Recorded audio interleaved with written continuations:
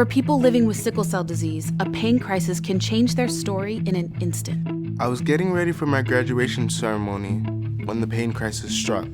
I spent my big day in the hospital. My sister loved to dance. She worked so hard to be in a big production, but when the day came, she was in so much pain. She couldn't do it. She was crushed. When a sickle cell pain crisis strikes, life can change in an instant. Together, we are stronger. Be part of the movement. Visit joingens.com.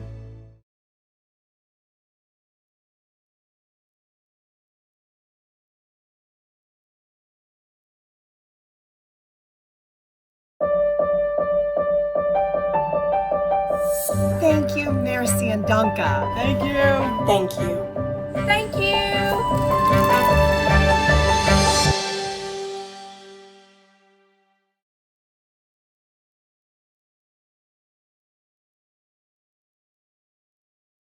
Hello. We are here today to discuss disparities in care for cardiovascular disease. I'm Sarah Khan, Director of State Public Policy, Novartis. I work in Global Public Affairs, responsible for state policy efforts across all 50 states and all divisions of Novartis. I am so pleased to welcome two of my colleagues and experts in their fields. First, we have Robert Stukenbrook, and then also my colleague, Vicki Walton. Robert, why don't you introduce yourself? Thank you so much, Sarah. So my name is Robert Zukenbroek. I'm a physician by training, and I work as a medical director in the cardio-renal metabolic franchise in Novartis. And as a physician, I've seen firsthand the impact of cardiovascular disease on patients and on society as a whole. And more specifically, I've also seen the detrimental consequences of health disparities. So this is a topic that's very close to my heart. And I hope that what we'll make clear during this conversation is some of the ways that Novartis addresses disparities in care. So thank you, Sarah. Thank you so much, Robert. And Vicki? Hi, everyone, and thank you, Sarah. As Sarah indicated, I'm the Director of State Public Policy and External Affairs for Novartis. And I've worked for the company for over 20 years, including working in areas such as market access, C-suite development, and integrated systems of care. And I currently work in global public affairs and responsible for leading, developing, and aligning state policies across a broad group of stakeholders to ensure access to healthcare. I have worked over 10 years passionately advocating for sustainable policies to ensure health equity for all patients. And such efforts include diversity and inclusion in clinical trials and the development of policy principles for fair and equitable access to healthcare. I lead numerous corporate D&I and inclusion efforts and serve on a host of boards and committees focused on marginalized communities. I attended Howard University, HBCU, and I'm a proud member of Delta Sigma Theta sorority. And I'm excited to have this discussion. Thank you, Sarah. Thank you so much, Vicki, and thank you, Robert. So, Robert, we'll start with you. You will walk us through your presentation, which has some really compelling data and recommendations, and then we'll have a question and answer session and expand on our discussion. Robert, take it away. Thanks. Thank you, Sarah. So if you don't mind, I would like to start off by testing your background knowledge on cardiovascular disease and health disparities in this area. So what I would like to do is I would like to walk you through a couple of questions, and I would like you to consider whether you think that statement is true or false. So the first one is improved care for people with cardiovascular disease has caused a reduction in mortality in recent years. True or false? The second one is cancer is the #1 cause of death for African Americans. True or false? The third one is of all risk factors, high cholesterol is responsible for most cardiovascular disease. True or false? And the fourth one is that over 60% of cardiovascular diseases could theoretically be prevented. True or false? So I'll now walk you through some of the data to see whether these statements are actually true or false. So we have seen a very alarming trend in recent years where cardiovascular disease mortality is no longer declining. So what we see here on the slide is a graph. On the x-axis, we see the year starting in 1900 and all the way up to 2020. And on the y-axis, we see the number of people who died as a consequence of cardiovascular disease in the United States. What you can see here is that up until about the 1970s, there was an increase in cardiovascular disease mortality, which was a consequence of our limited treatment options that were available at the time. And then what we see is that we entered a new era in the 1970s where cardiovascular disease mortality started to decline. And that was partially a consequence of the introduction of new therapies to address cardiovascular risk factors, such as statin therapy, and also improvements in interventional cardiology. So we have made a lot of progress in those decades. But very alarmingly, what we now see is that cardiovascular disease mortality is once again rising. And my view on that is that that is probably a consequence of the fact that we have likely seen the full impact of treatment innovations and that new innovations are necessary to basically reverse that trend and again cause a reduction in cardiovascular disease mortality. So actually, if you look at all of the causes of death, cardiovascular disease is the #1 cause of death among African Americans, more so than cancer, all cancers combined, more so than accidents, and more so than chronic lower respiratory disease. And that's true for both men and for women. So if we look at different populations, um, non-Hispanic Black people are disproportionately affected by cardiovascular disease. So what you can see here on the slide in the top right corner is that the mortality of cardiovascular disease among non-Hispanic Black people is almost twice the mortality as non-Hispanic Asian people have. And that is partly a consequence of the higher prevalence of risk factors such as hypertension, because African Americans are disproportionately affected by those risk factors. And to zoom in on the consequences of cardiovascular disease among African Americans, we know that more than 100,000 African Americans die of cardiovascular disease every year in the United States.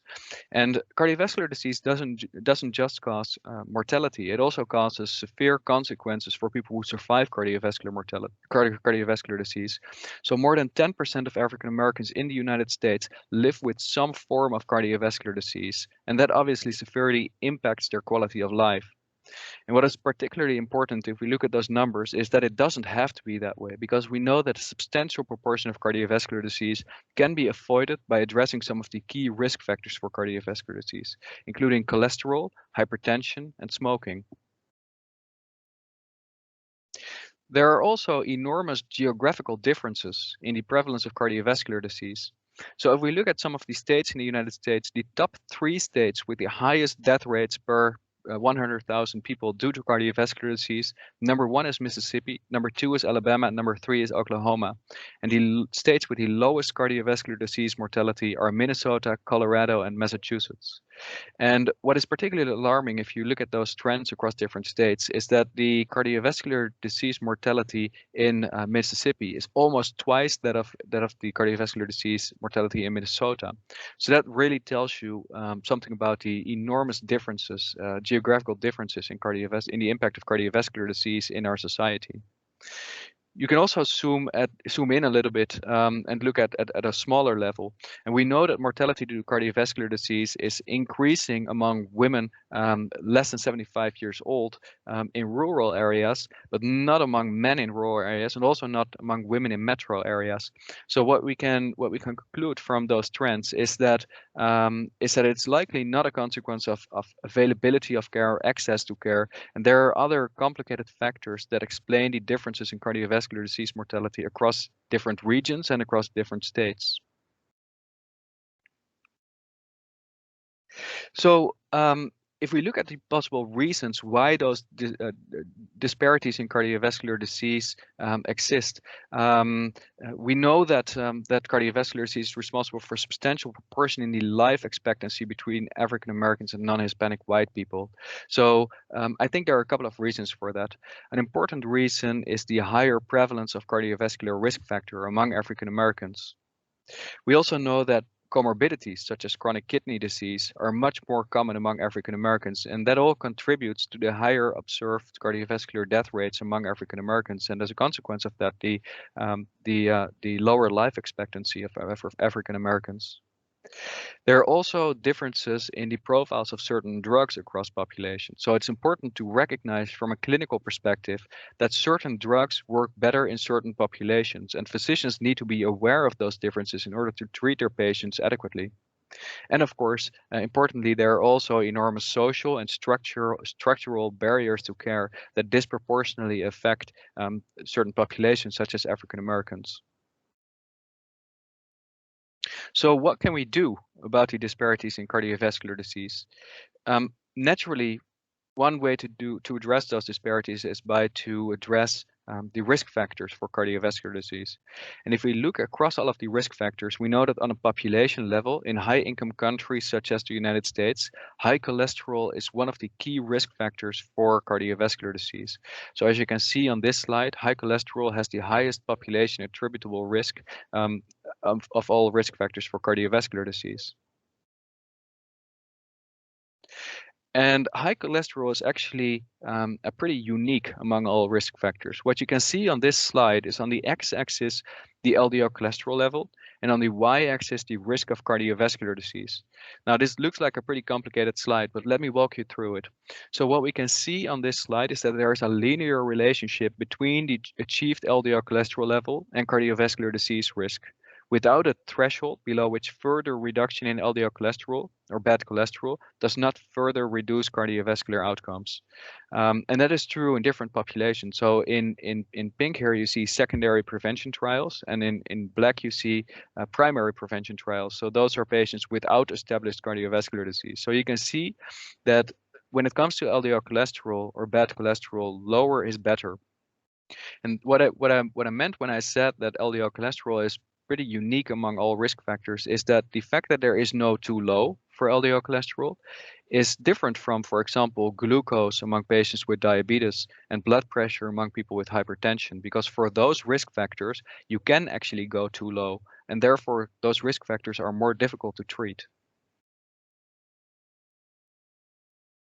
Now, despite all of the evidence that we have, including more than 100,000 patients in dozens of clinical trials of therapies to lower LDL cholesterol, despite all of the evidence that we have to show that LDL cholesterol lowering is essential to improve a patient's cardiovascular disease risk, we know that in clinical practice, only about 1 in 5 people achieve guideline recommended treatment thresholds of an LDL cholesterol of less than 70 milligrams per deciliter. So 4 out of every 5 people in the United States with established cardiovascular disease, so the highest risk patients, are suboptimally treated. And I think a lot about the different reasons for that undertreatment. And the way that I see it is that there are both physician factors and there are patient factors. So let's look at those factors for a bit. We know that physicians often struggle to implement the guidelines as they should. So what we see here on this slide is bar charts, one for female and male patients with established cardiovascular disease in the middle of the slide, and on the right-hand side of the slides, the graphs for patients who do not yet have cardiovascular disease but are at risk of developing cardiovascular disease.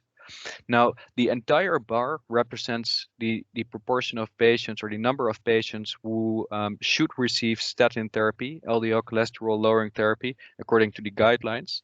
And the dark part of the bar represents people who are actually receiving statin therapy. And you can see that among both patients with established cardiovascular disease and among patients who do not yet have cardiovascular disease but are at risk of cardiovascular disease, guideline implementation is suboptimal, and only, especially among patients who are at risk of cardiovascular disease, only a minority of patients who should be treated with cholesterol-lowering therapies are actually treated with cholesterol-lowering therapies. So that's the healthcare provider portion of it. If we look at the patient side of it, even if guideline implementation would be optimal, I still think we would have a massive problem, which is that we know from numerous data sources that patients often struggle to take their therapies. So adherence to therapy is obviously essential in order to see the full benefit of therapy, including cholesterol lowering therapy. So this is an example that specifically addresses cholesterol lowering therapy. And we know that about approximately 2/3 of every patients are non-adherent or only partially adherent to their cholesterol lowering therapy.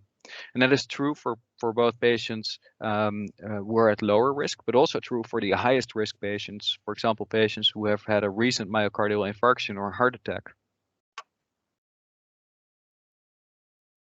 So the question then, of course, is what can we do about it? And I think there are several things that we can do to improve cardiovascular disease risk among African Americans. The first one is to generate the right evidence. So we should recognize, especially as drug development companies, that one size does not fit all.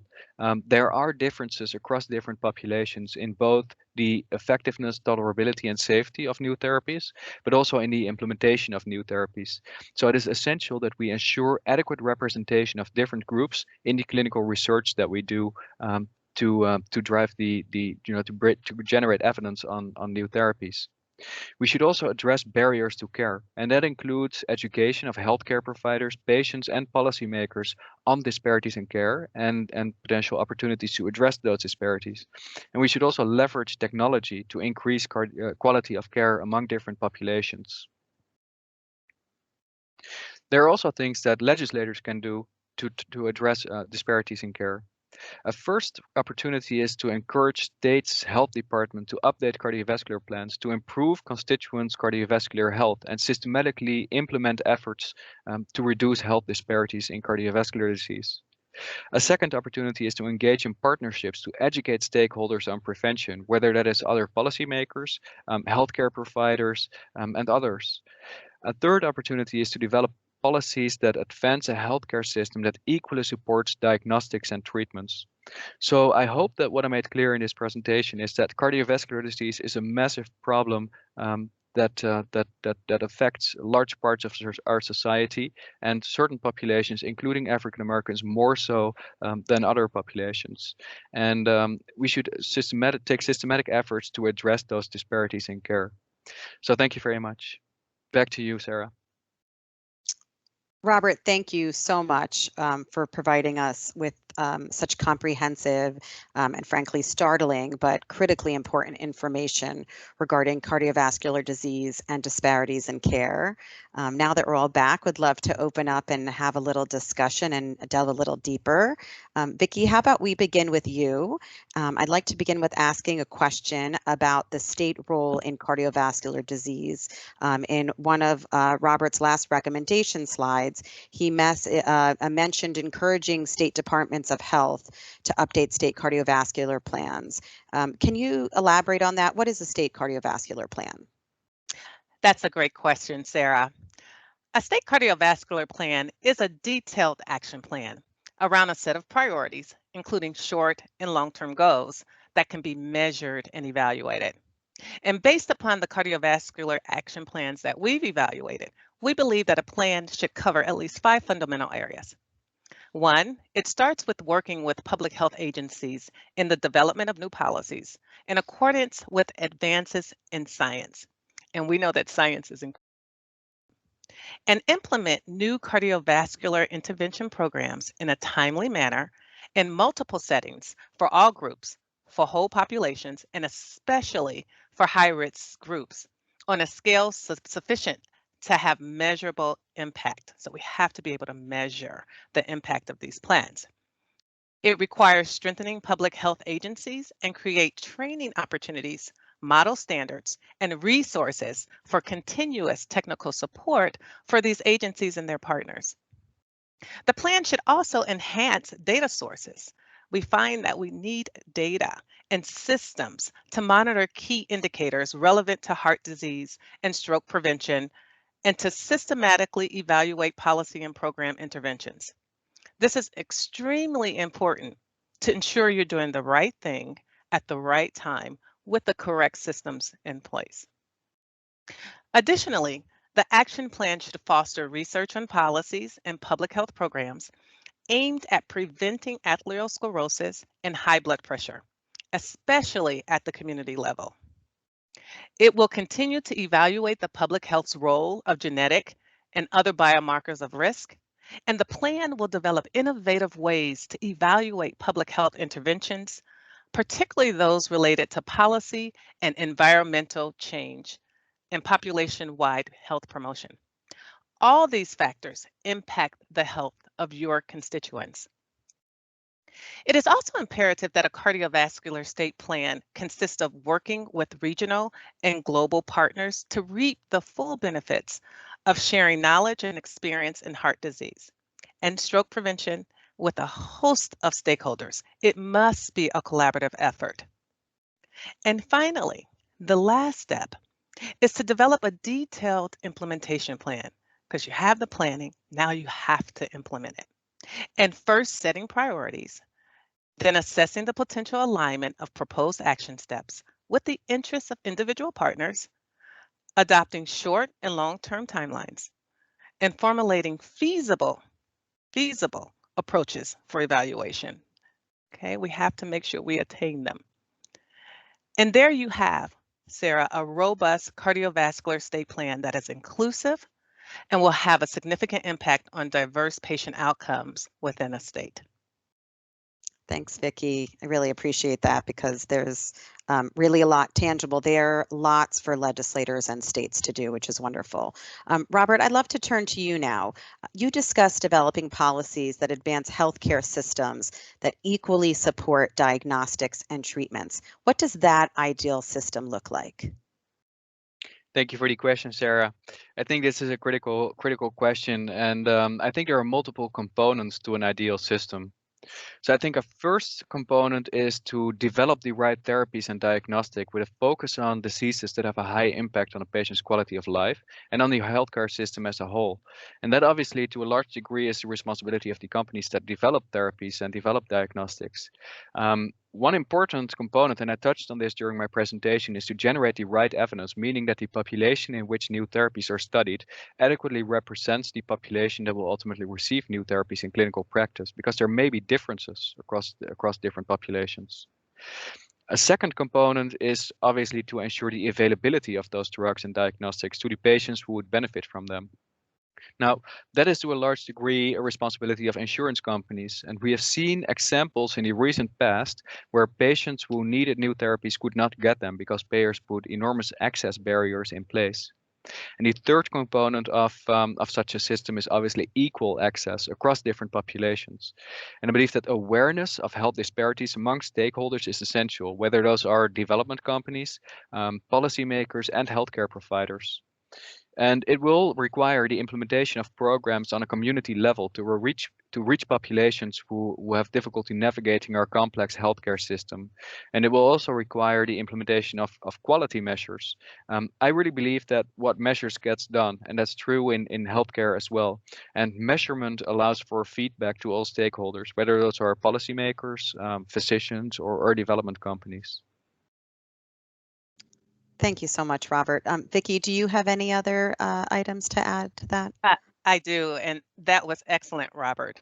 And I will also add that when evaluating systems of care, there needs to be an effort to ensure access to high quality, and that's through the measures that Robert talked about, care coordination, and a comprehensive healthcare services through the development of innovative care models. Focus on maintaining effective care for diverse populations. So we may have to do things a little differently when we're looking at addressing some of the gaps in care for communities of color. Thanks, Vicki. Robert, if high cholesterol is the highest risk factor for cardiovascular disease, why can't we just simply lower people's cholesterol levels? Yeah, that's an essential question, Sarah, and it's you can imagine that it's sometimes a little bit frustrating. I mean, we have so many tools available to address some of these risk factors, including cholesterol, but yet we see, as I showed in my presentation, that the majority of patients are actually suboptimally treated. And as mentioned in my presentation, I think there are two essential components to that. One of them is the healthcare professional perspective, right? So physicians have struggled to implement new therapies. Part of that is related to what I would call sort of clinical inertia, although that is not a term that I like using. And part of it is just due to factors like access barriers. So even if a physician has recognized that a patient will need more than they currently are on, for example, the addition of additional therapies, it may be a struggle to actually get patients on those new therapies for a variety of reasons, including access barriers imposed by payers. So that is one component, and I think that first point that I mentioned includes both healthcare professional factors and more system factors, including access to care. And I think a second component, which I also talked about during my presentation, is obviously the adherence to new therapies. And I think that is also such an important point if we think about health disparities, because we know that certain populations, including African Americans, struggle more often to adhere to their therapies than other populations. And I think there's a variety of reasons for that. And it's always very easy to for a clinician specifically to attribute those differences to socioeconomic status. But I believe that is only part of the story. Even if you look at people in the same with the same level of education, we know that and income, we know that African Americans receive sort of lower quality of care than other populations. So there's a whole variety of factors that is responsible for that. And I think we can only make progress in addressing disparities of care by taking all of those factors into consideration. So that's my answer. I'm sure that Vicky has more to add to that. Yes, and I'll touch on it when we talk a little bit more about racial and ethnic disparities. Yeah, But great. so it's a great segue, and thinking about those issues that Robert talked about, cultural issues and access barriers, adherence issues.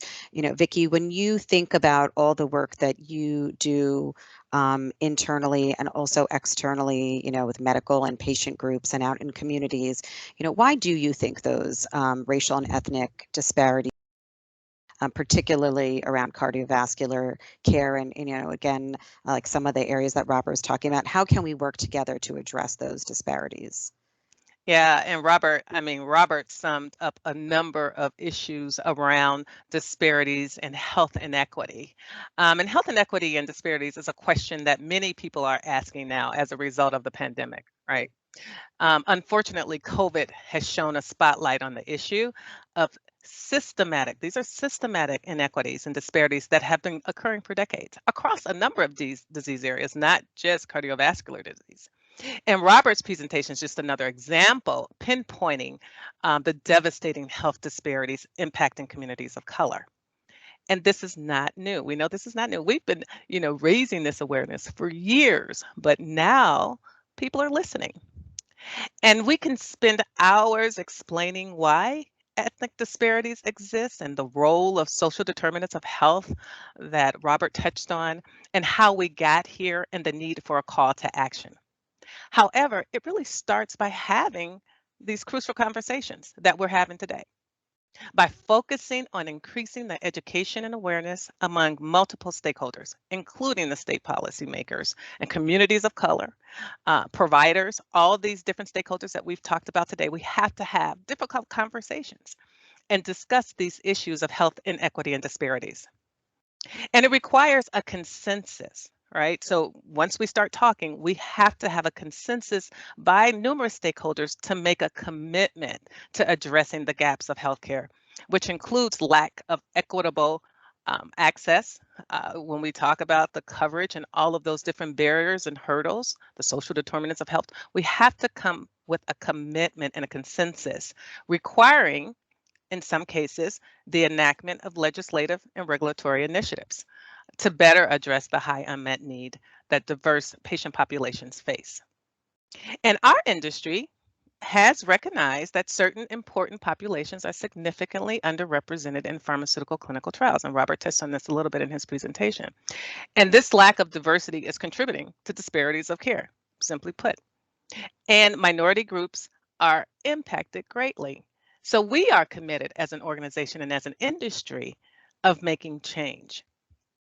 And I am truly hopeful, I'm very hopeful that collectively we can all come together and find solutions to ensure health equity across all populations for all Americans. Thanks so much, both of you. Robert, you touched on this in your presentation, and it is something that is being discussed a lot out in the public health, that zip codes matters, where you live really matters. And you showed some really interesting data in your presentation. What does the research show us on that relationship between cardiovascular disease presence and geographic location? Yeah, thank you, Sarah. So research indicates that when African Americans live in predominantly African American neighborhoods, health outcomes are worse. So in one study, the incidence or the new occurrence of cardiovascular disease went up by about 12% for every standard deviation increase in the degree of neighborhood segregation. And there may be various reasons, including access to healthy foods, socioeconomic status, and availability of safe spaces for physical activity.